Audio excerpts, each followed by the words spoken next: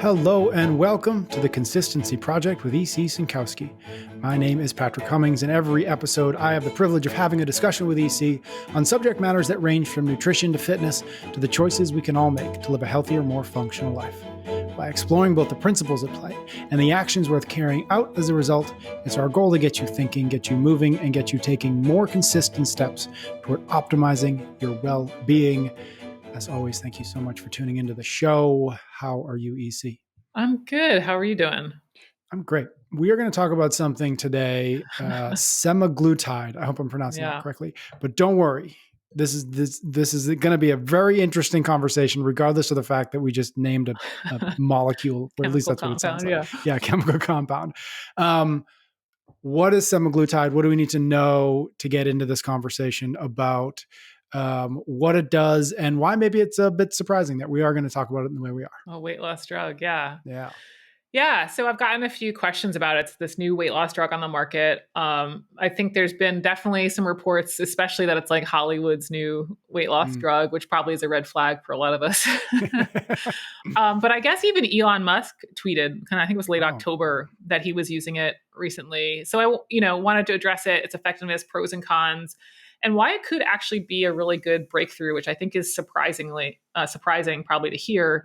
Yeah. But especially when we sort of look at the realities of weight loss maintenance and why it could be a really good thing. So the drug, as you said, is semaglutide, but the brand names are either Wegovy or Ozempic. And so when it's used to treat diabetes, it's called Ozempic, and it's been approved for that use since 2017. And when it's used to treat obesity, it's called Wegovy, and it was approved for that use as of June 2021. And so, it's still semaglutide for both of them. The doses generally differ depending on if we're looking at it from a diabetes angle or a obesity angle. Both are used as injectables once a week. And the FDA website says that Wegovy is the first drug approved for general weight loss since 2014. So there certainly have been drugs on the market, but this is obviously a new one. And it's approved for use if the person is either overweight, so defined as BMI greater than 27, and also has a weight-related complication like high blood pressure. So they kind of have to meet both of those checkpoints.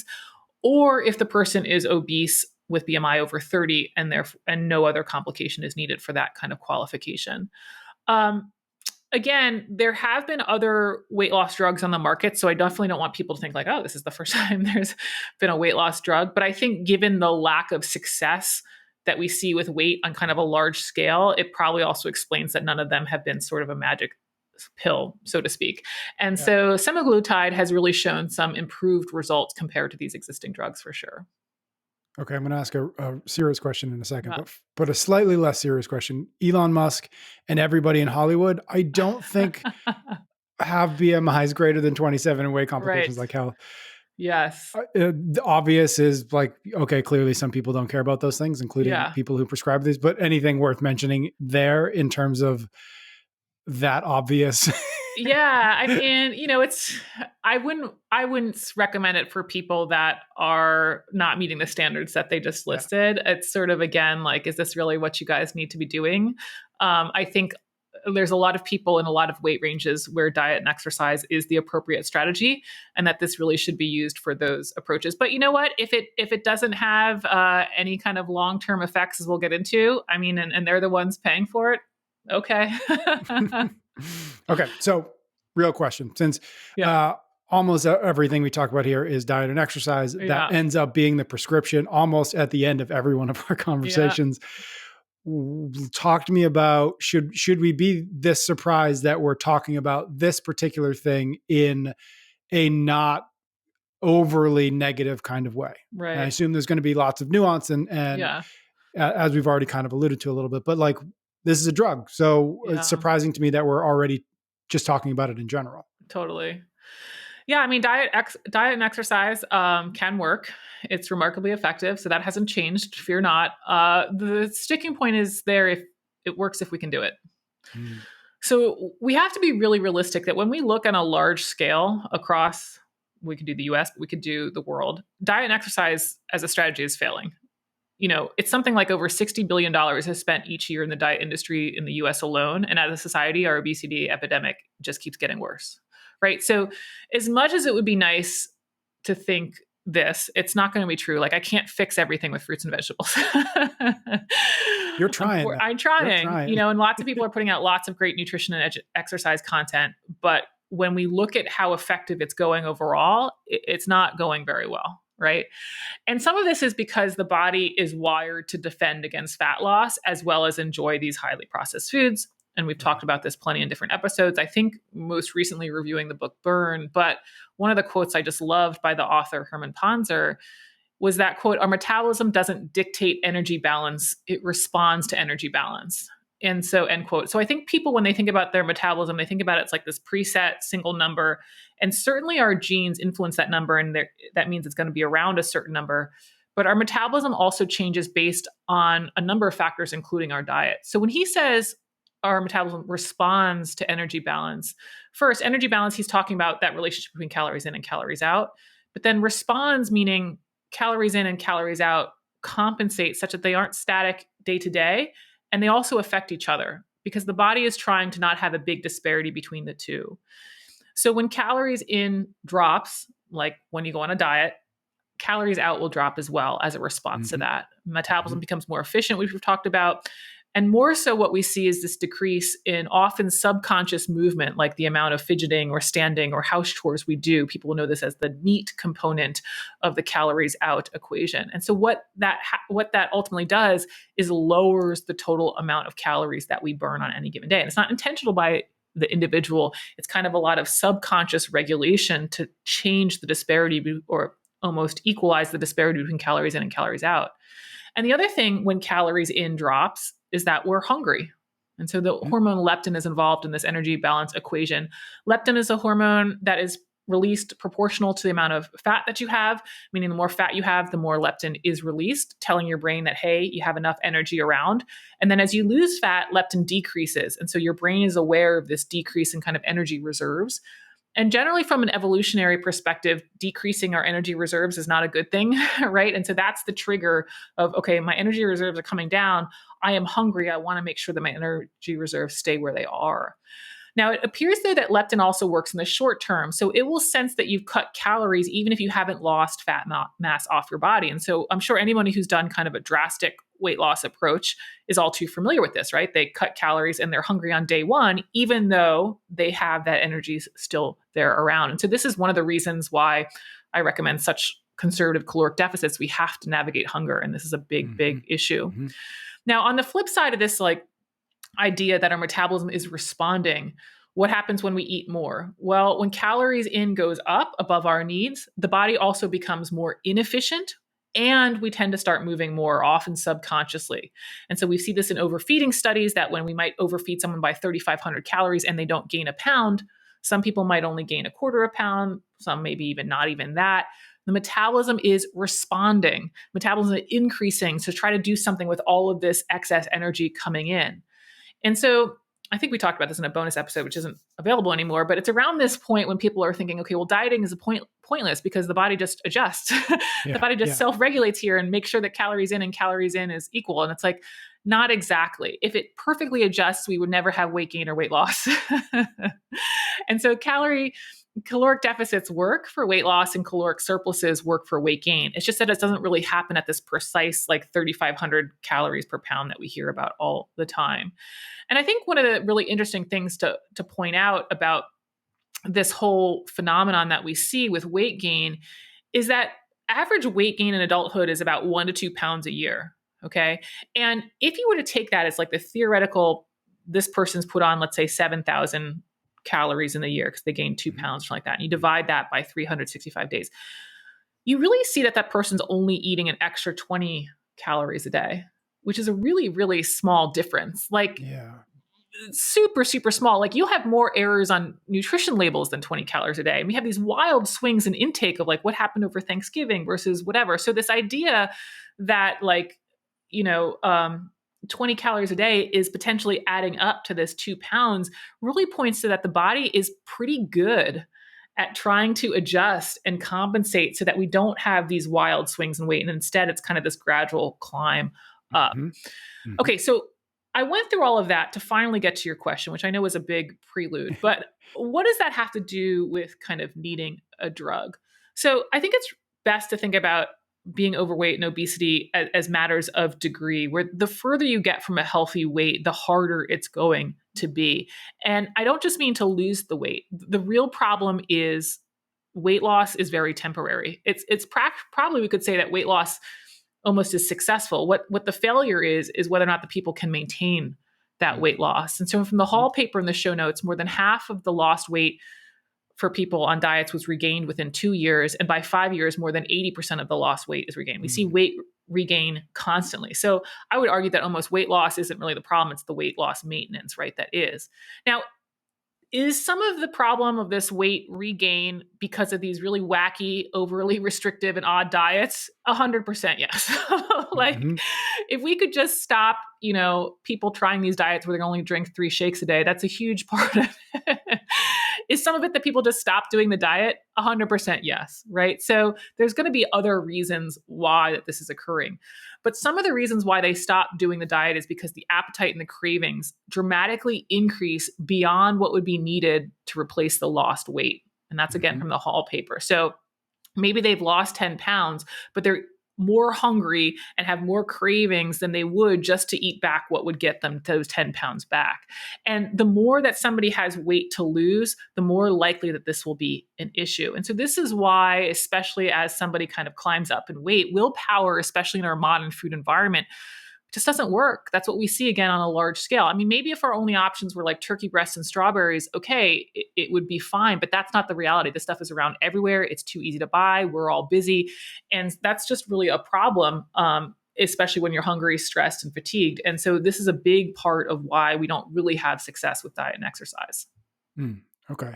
So how is this particular, like, what is the magic in this magic pill? Is it reducing hunger? Is it like, is it I'm just not as hungry as I was before, and that's the magic?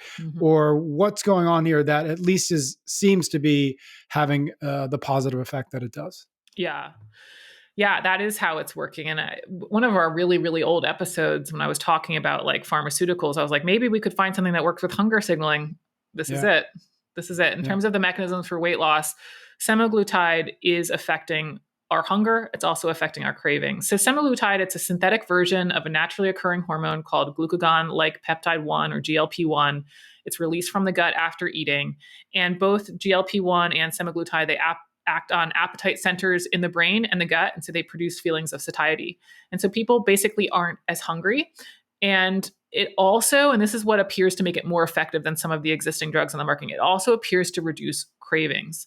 So, craving is this idea that you're wanting food even though you aren't hungry, right? And it seems to be that it has the ability to dampen potentially the dopamine response that we would get from that food, and therefore it reduces the cravings. Now, the important point to point out about semaglutide's effectiveness is that it's considered an adjunct to diet and exercise. Like you still need diet and exercise to lose the weight that is on you, right? And the drug helps get the diet in check so that you're in a caloric deficit. It won't remove, though, your taste or preference for foods. Like you're still going to like pizza. You're still going to like the taste of ice cream. It's just that it will very much likely help you cut down how much you'll eat at any one time, or whether or not you might reach for it when you're not hungry. Now, in terms of effectiveness, it is really effective. I've said before, and you'll hear people say before, that 5% of weight lost is considered to be clinically significant. And that's true. Meaning if you're 200 pounds and you lose 10 pounds, your risk, for example, of diabetes can drop significantly. Now, in the case of weight loss, more is usually better health-wise. So getting to past that 5%, like we shouldn't think about 5% as where we want to stop. Like losing more weight than 5%, 10%, 20% is not just risk lowering, but once we get to that 10, 20% range, sometimes it can even be kind of therapeutic or risk reversal, right? When we look at some of the other strategies out there, something like bariatric surgery, gastric bypass, this solution can help people lose 25 to 30% of weight loss, which is one of the reasons why it remains so popular, because it has the most effective reduction in weight loss. It also happens to reduce one's hunger, which is one of the reasons why it's effective. So keeping those percentages in mind, that 5% loss can be meaningful, and the gold standard of gastric bypass is somewhere near 25% or higher. As part of the study for the phase 3 clinical trials for semaglutide, this is the Wilding paper in the show notes, they found that 70% of participants achieved 10% weight loss or more. and 1/3 lost at least 20% of baseline weight. So you're starting to get near what a gastric bypass can do with now a drug instead of a surgery, right? So that's relatively unheard of with the weight loss drugs to date. And then the average weight loss was about 15% from baseline. And it was a 68-week long study. So the percentages are impressive, especially relative to existing drugs, as I said. Now, I do want to go back or point out, I guess, that whenever we give these percentages, it's really important to look at absolute numbers. Sometimes we can get a little bit lost in percentages. You only want to think of what was the absolute number. So in this case, in that study that I just mentioned, the semaglutide group lost about 28 pounds more than the placebo group. So the average weight coming in was about 232, I believe, and they got down to about 200. That will be huge in terms of reducing health risk and even improving their quality of life. I do want to point out in many cases, they will still be overweight. And that's not trying to suggest that we need to be a certain physique. Rather, I just want to make it clear when I say that this is a weight loss drug that's effective, I don't want people to think like, poof, it's magic. And all of a sudden overnight, I'm at my target weight, whatever that may be, right? So super, super effective, but we also have to realize the scale at which it's operating.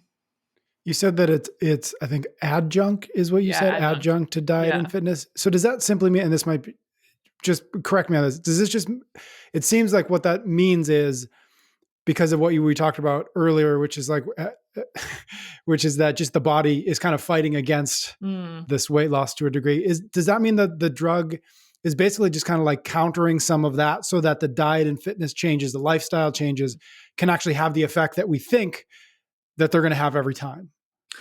Yeah, no, like I think the best way to think about it is calories still matter. Yep. What the drug is doing is it's helping the person not eat as many calories. Got it. Okay. And from a biological basis, again, the further they get from a healthy weight, the more they have most likely this kind of innate brain mechanism that is driving that craving. And of course, in our modern food environment, that's very hard to withstand, right? So yeah, it's just helping them reduce the caloric intake overall. Okay. So you talked about that perhaps we don't have a weight loss issue as much as we have a weight loss maintenance issue, yeah. which I think is actually a really important point. Where does this drug play into that? Is it something that it's taken for 3 months and then it sticks? Or is this something that as long as you are still in the process of trying to lose the weight, you are in the process of taking this drug? Yeah. I think it's the latter. And I think it's even if you want to continue to maintain it, you have to continue to be on the drug forever. It's a forever thing, is what it looks like so far. Why? Because it's controlling your appetite and hunger. And so as soon as you go off the drug, most likely that appetite, hunger, and cravings will rebound, right? And so there is another phase 3 clinical trial. This one's the Rubino paper in the show notes. All the participants received semaglutide for the first 20 weeks. And then after that time, they were randomly assigned to either continue to get semaglutide or they were going to get a placebo for the remaining 48 weeks. So another 68-week study. Those who continued to take semaglutide, they lost an additional 7.9% of their body weight, while those who switched to a placebo regained an average of 6.9. So their overall weight loss was much less. They backslid a lot. And so that's, I think, some of the strongest evidence to suggest that people will have to stay on this so long as they want to maintain the weight loss. Yeah. Interesting. Okay. So it doesn't maybe take off all the desired weight. And at the same time, as long as you want more weight to come off, you've got to continue taking that drug. It strikes me that there are kind of inherent drawbacks to anything that has those as kind of factors. What other drawbacks, if there are any, is the research showing? Yeah. Yeah, I mean, with any medication, side effects, right? Side effects is always going to be the big one. And GI side effects, gastrointestinal side effects, seem to be the most common: nausea, diarrhea.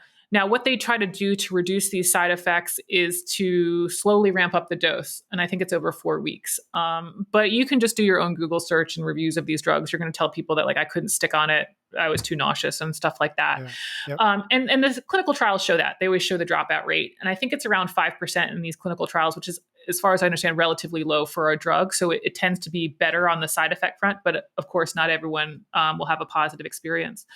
The other problem is it's expensive. From what I see, it's about $1,500 a month. And it's really a mixed bag, of whether or not insurance companies are going to cover an obesity-related medication or even surgery and kind of a gastric bypass. But in this case, and then, of course, as we just discussed, there's a high likelihood it's kind of a forever commitment, right? So obviously the financial piece is going to be a big aspect to it. And I think one other just drawback is just the injectable nature of it. I think people inherently, a lot of people don't really like needles and injections. Yep. Now, granted, it's once a week, so that's way better than kind of a daily thing. But I think there might be some, issues with wanting to continue to do that type of drug. And I guess finally to point out is we don't really have really long-term data. At this point, there's been lots of people, and obviously it's approved in clinical trials, but do we know exactly what happens with 20 years of taking this? No, we don't. And so there's always going to be risk with a pharmaceutical intervention for sure. And has there been any, I mean, I imagine there has been, but what happens with dose over a long period of time? Does it need to increase in order to maintain the effectiveness, or is it somehow immune to what often happens where, well, I've been taking this thing for 10 years now, for it to still work, I have to have, have upped the dose some percentage. Yeah, that's interesting. I think, I'd have to go back and check. I think several of the 68-week, and I think there's been about 7 or 8 of the 68-week trials, I think they've kept the dose consistent. So I don't know that they have evidence to suggest they'd have to up it, or even what would happen. Could they kind of wean people off? I don't know that. I don't think I looked into that specifically, but that's a good question. Interesting. Okay. So you mentioned at the top kind of what the prescription, or who this prescription would be for, right? A certain BMI, certain other negative health factors. Is that kind of the beginning and the end of like who should actually consider whether this is the right strategy for them? Is like, where do you come down on that?